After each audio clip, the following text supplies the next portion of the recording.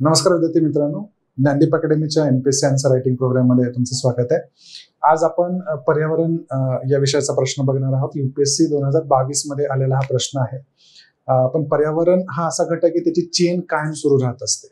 अलीकडेच झालेली COP28 परिषद जी आहे दुबईमध्ये झाली, तर त्याच्यावरनं पण हा प्रश्न तुम्हाला पुढे एमपीएससी मध्ये विचारला जाऊ शकतो. तर थोडी चेन समजून घ्यायचा प्रयत्न आपण या प्रश्नामध्ये करणार आहोत. प्रश्न आहे की 2030 पर्यंत भारत आपल्या ऊर्जेच्या 50% गरज अक्षय ऊर्जेतून पूर्ण करेल असं तुम्हाला वाटतं का? तुमच्या उत्तराचं समर्थन करा. जीवाश्म इंधनांपासून अक्षय ऊर्जेकडे सबसिडीचं स्थलांतर वरील उद्दिष्ट साध्य करण्यासाठी कसं मदत करेल हे स्पष्ट करा. दोन वेगवेगळे कॉन्सेप्ट याच्यामध्ये दिलेले आहेत. म्हणजे थोडं इकॉनॉमिकचं अंडरस्टँडिंग पण तुम्हाला याच्यामध्ये असणं गरजेचं आहे. ॲज युजल आपल्याला याच्यामध्ये पहिल्यांदा फोकस काय आहे आणि लोकस काय आहे हे समजावं लागेल. तर इथे खूप क्लिअर असे दोन फोकस आपल्याला दिसतात. तर पहिला फोकस जो आहे त्याच्यामध्ये तो आहे की 2030 पर्यंत भारत आपल्या ऊर्जेची 50% गरज अक्षय ऊर्जेतून पूर्ण करेल का? अक्षय ऊर्जा म्हणजे काय? तर रिन्युएबल एनर्जीज, न संपणाऱ्या, पुन्हा निर्माण करता येणाऱ्या ऊर्जा. आणि दुसरा फोकस आहे की जीवाश्म इंधनांपासून अक्षय ऊर्जेकडे सबसिडीचं स्थलांतर वरील उद्दिष्ट साध्य करण्यास मदत करेल का? म्हणजे आज जे आपण POL ज्याला म्हणतात, पेट्रोलियम ऑइल आणि लुब्रिकंट्सला जी सबसिडी दिली जाते बजेटमध्ये, तीच सबसिडी जर आपण अक्षय ऊर्जांकडे शिफ्ट केली तर हे टार्गेट पूर्ण करण्यास आपल्याला मदत होईल का, असं त्याच्यामध्ये विचारलं गेलेलं आहे. आणि म्हणून म्हटलं की थोडं इकॉनॉमिक अंडरस्टँडिंग असणं तुम्हाला या प्रश्नासाठी गरजेचं आहे. तर उत्तर कसं असावं? पहिलं, इंट्रोडक्शन करत असताना या प्रश्नाला इंट्रोडक्शन अनेक अंगाने तुम्ही करू शकता. वेगवेगळ्या मॉड्यूल्स तुम्ही वापरू शकता. करंटमध्ये खूप घटना घडतात त्यामुळे खूप इंट्रोडक्शन करणं सोपं जातं. एक इथं आपण ट्राय केलेलं आहे की इंट्रोडक्शन तुम्ही कसं करू शकता. तर मी नेहमी सांगतो की करंटला जोडलं पाहिजे आपण. तर मुळात हा प्रश्न का आला असेल, तर नवीन INDC घोषित झाल्या, राईट? कधी झाल्या? COP26 परिषदेमध्ये, राईट? आता आपण कुठे आहे? COP28 मध्ये. पण तरी सुद्धा COP26 का महत्वाची आहे? कारण ती 2021 मध्ये झाली होती आणि 2021 ते 25 या कालावधीसाठी भारताने दुसऱ्यांदा INDC आपल्या घोषित केल्या. पहिल्या INDC 8 होत्या, दुसऱ्या ज्या INDC आपण घोषित केल्या त्या 5च होत्या आणि म्हणून त्यांना पंचामृत असं म्हटलं गेलेलं आहे. खूप महत्वाचा हा बीट आहे, राईट? तर याच्यापासून तुम्ही सुरुवात करू शकता की आपण पंचामृत घोषित केलेले आहेत. दुसरं आपण टार्गेट अजूनही घोषित केलं की 2030 पर्यंत 500 गिगावॅट ही गैर जीवाश्म ऊर्जा आपण निर्माण करायची आहे. 500 गिगावॅट मुळात खूप मोठा आकडा आहे आणि गैर जीवाश्म इंधन किंवा ऊर्जा म्हणजेच रिन्युएबल एनर्जी किंवा अक्षय ऊर्जा, राईट? तर त्या दिशेने टाकलेलं एक पाऊल आहे, म्हणून हे खूप जास्त गरजेचं आहे. त्यानंतर 2030 पर्यंत नूतनीकरणक्षम ऊर्जेतनं 50% ऊर्जेची आवश्यकता पूर्ण करायची, हे त्या पंचामृत मध्ये सांगितलेलं आहे. म्हणजे आपल्या उत्तराकडे टाकलेलं अजून एक पाऊल गव्हर्नमेंट ऑफ इंडियाचं आपल्याला इंट्रोडक्शन मध्ये सांगता येऊ शकतं. आणि जे सगळ्यात महत्वाचं आहे, राईट, ते म्हणजे 2070 पर्यंत निव्वळ शून्य उत्सर्जनाची पातळी गाठायची आहे. म्हणजे नेट झिरो एमिशन्स आपल्याला गाठायचे आहेत आणि ते गाठण्यासाठी अक्षय ऊर्जांचा वापर खूप जास्त महत्वाचा आहे. आणि म्हणून हे तिसरं एक महत्वाचं कारण असू शकतं की मुळात का असं करणं गरजेचं आहे. ठीक, तर अशा प्रकारे तुम्ही इंट्रोडक्शन याचं करू शकता किंवा याला तुम्ही COP28 शी सुद्धा जोडू शकता. जी अलीकडे परिषद झालेली असते त्याच्यामध्येही जोडू शकता. ओके, कारण COP28 चा पुढेही उल्लेख होईलच, आपण पुढेही त्याच्यामध्ये बोलूया. पहिला जो फोकस आहे की 2030 पर्यंत भारत आपल्या ऊर्जेच्या 50% गरजा अक्षय ऊर्जेतनं पूर्ण करू शकेल का, आणि त्यांचं समर्थन करा असं सांगितलंय. म्हणजे तुम्हाला हो नाही म्हणून सोडायचं नाहीये, तर तुमचं आन्सर जे आहे त्याला सबस्टॅन्शिएट करायचं, त्याला सपोर्ट करायचं. अर्थात होच म्हणायचं आहे, आउटराईटली नाही म्हणायचं आहे आपल्याला, कारण अशा अनेक प्रोग्राम गव्हर्नमेंट ऑफ इंडियाचे सुरू आहेत की ज्यातनं हे साध्य होऊ शकतं. तर बघा, भारत पुढील कारणांमुळे 2030 पर्यंत 50% ऊर्जा गरजा हे अक्षय ऊर्जेतनं पूर्ण करू शकतो. समर्थन करायचंय तर या कारणांमुळे करू शकतो. पहिले, COP21 मध्ये पॅरिस शिखर परिषदेमध्ये केलेली आपली INDC की बिगर जीवाश्म इंधनांपासून 40% ऊर्जा पूर्ण करायची, हे भारताने उद्दिष्ट गाठलं. कधी? 31 मार्च 2023 मध्ये आपण ऑलरेडी 41% ऊर्जा ही अक्षय ऊर्जा निर्माण करतोय. म्हणजे याच्यामध्ये तुम्हाला मिनिस्ट्री ऑफ पेट्रोलियम याचं वेबसाईट सुद्धा बघणं खूप जास्त गरजेचं आहे. मिनिस्ट्री ऑफ पॉवर, सॉरी, की आपण COP21 मध्ये सांगितलं होतं INDC मध्ये की 40% बिगर जीवाश्म इंधनांची ऊर्जा आम्ही निर्माण करू. ती आपण ऑलरेडी आता 41% करतोय. म्हणजे पहिलं टार्गेट अचीव्ह केलं, पुढचंही करू शकतो. पुढे 31 मार्च 2023 पर्यंत मोठ्या जलविद्युत अक्षय ऊर्जा स्त्रोतांची एकत्रित स्थापित क्षमता ही 173 गिगावॅट ऑलरेडी झालेली आहे आपली. ओके.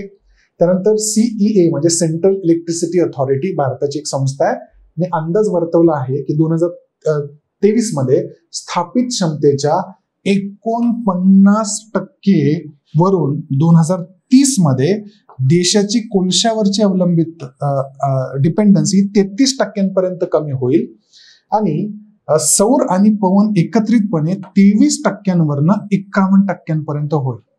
म्हणजे बघा, ही जी एजन्सी आहे गव्हर्नमेंट ऑफ इंडियाची, सेंट्रल इलेक्ट्रिसिटी अथॉरिटी, यांनी स्पष्टपणे सांगितलेलं आहे की आता आपलं जीवाश्म इंधनांवरचं जे अवलंबन आहे, विशेषतः कोळशावरचं जे अवलंबन आहे, ते कमी होणार आहे. कुठून?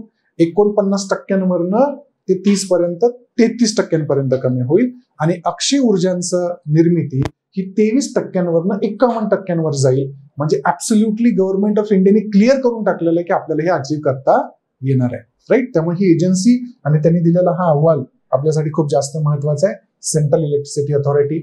त्यानंतर पुढे अजून काही कारण आहेत की भारत हा अक्षय ऊर्जेच्या जगातील तिसरा मोठा सर्वात उत्पादक देश आहे. चांगली गोष्ट आहे. अजून आपण त्याच्यामध्ये का चांगली आहे, तर आपण खूप जास्त प्रगती करतोय, तर 50%चं टार्गेटही आपण पूर्ण करू शकतो. त्याच्या स्थापित वीज क्षमतेपैकी 40% हे जीवाश्म इंधन नसलेल्या स्त्रोतातनं ऊर्जा येते. मी सांगितलं ऑलरेडी 41% ऊर्जा आपण अशी निर्माण करतोय. त्यानंतर भारतामध्ये एकूण 40 गिगावॅट क्षमतेच्या 59 सोलर पार्कला मान्यता ऑलरेडी दिलेली आहे. म्हणजे 2030 पर्यंत हे प्रकल्प कार्यान्वित होतील आणि याच्यातून ऊर्जा अजून आपल्याला अक्षय ऊर्जा मिळेल. सार्वजनिक क्षेत्रातील प्रकल्पांमध्ये सार्वभौम ग्रीन बॉन्ड्सची पण सुरुवात केलेली आहे. बघा, अक्षय ऊर्जा निर्मितीमध्ये सगळ्यात मोठा अडथळा कुठला आहे, तर फायनान्स, निधी उभा करणं.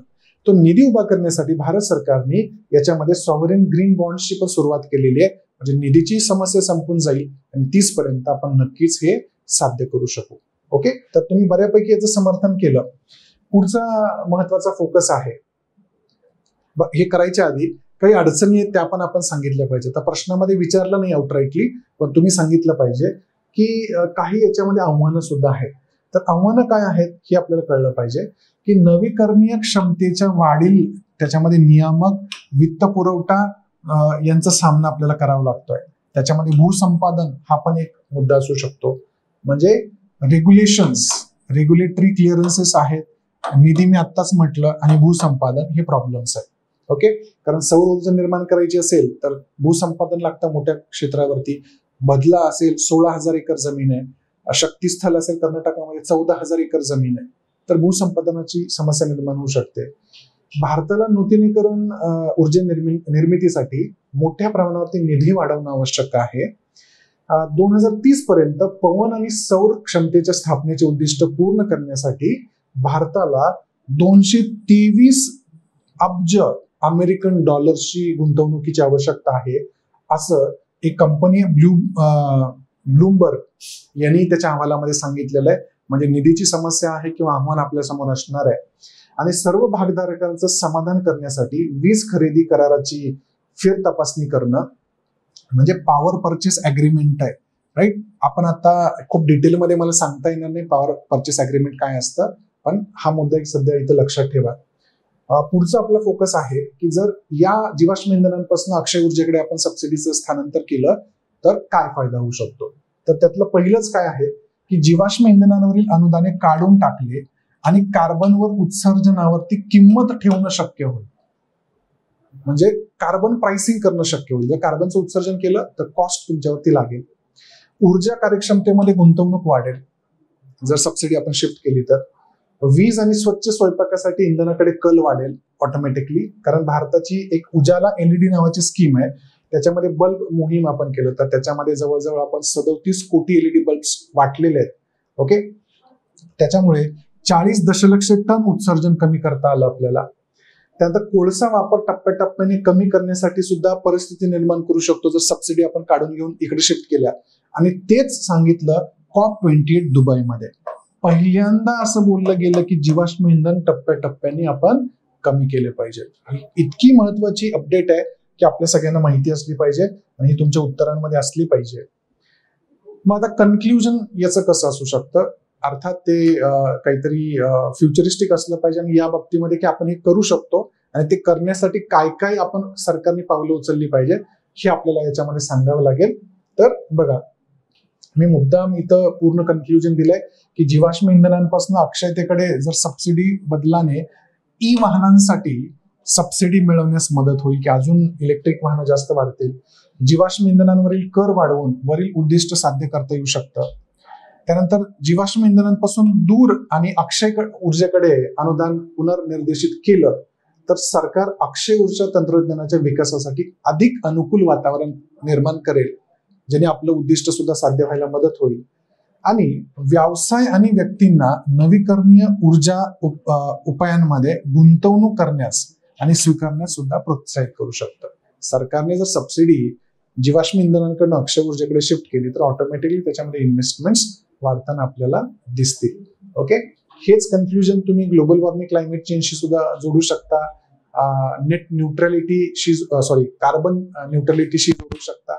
खूप वेगवेगळ्या प्रकारे कन्क्ल्युजन करता येऊ शकतात. ठीक आहे, आज आपण इथे थांबूया. Thank you. Have a nice day.